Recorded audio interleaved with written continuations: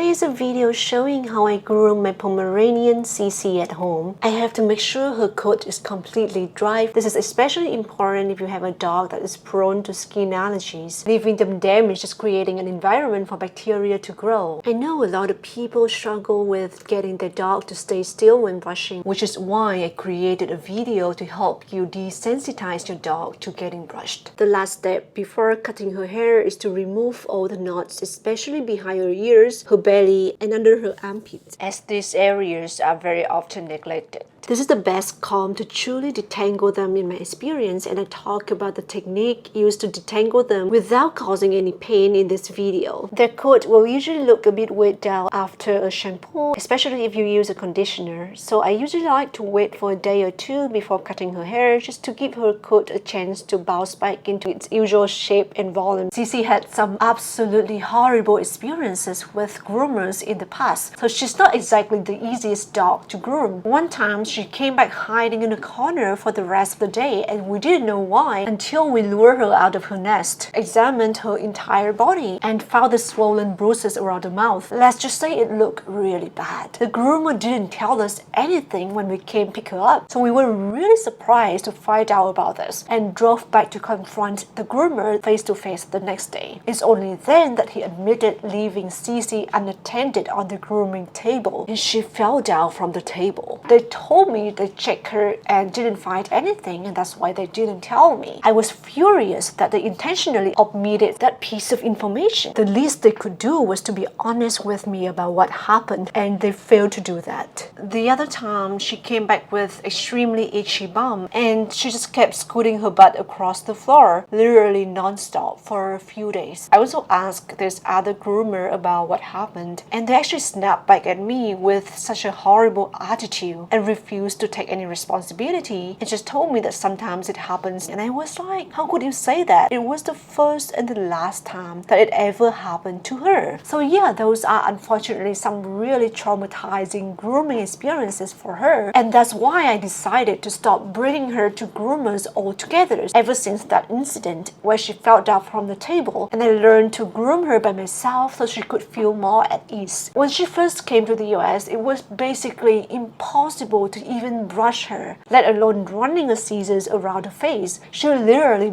bite me if I tried to brush her. It took me so many training sessions to get her comfortable to getting brushed, and many more training sessions to be able to trim her coat and her nails. She would never be as good as Boo, who didn't have to experience those traumatic events, but she's definitely come a long way since then. She's not fully comfortable with getting her coat trimmed yet, and would often sit down a lot during the grooming session, and sometimes try to threaten me with an air bite to scare me off. So I just have to try my best to work with what I'm given. Her haircut is never perfect, given how difficult it is to actually cut her hair, so I never prioritize her look when grooming her, but I try my best to make her feel calm and comfortable during the process. I often spend a lot of time trying to create a rounded face, because let's be honest here, that's what makes Pomeranians Pomeranians, right? You can check out my other video on how to groom a Pomeranian at home for more details about the grooming products and the techniques that I use. Okay, so here I unfortunately cut myself when trying to remove the fur out of the scissors with my hand. So after putting some bandage on, I came back, and it's funny how she kind of picked up that I'm hurt. You can sort of tell by the concerned look on her face. So she was a lot more cooperative for the rest of the grooming session. She didn't lie down at all. She actually just stayed in this position all the way till the end. Cece is a really special girl. While she's definitely on the shy side and more of a wallflower in social situations, she's a super intuitive dog, and she pays very close attention to her surroundings and always picks up on cues that someone is feeling unwell. Whenever Boo or my parents' dog is in pain, Cece always comes over to check on them and sniff them in an investigative way, trying to figure out what's wrong. She made it very obvious, and everyone could see that she was concerned. On the other hand, Boo, which is my other dog, is always oblivious to those signals,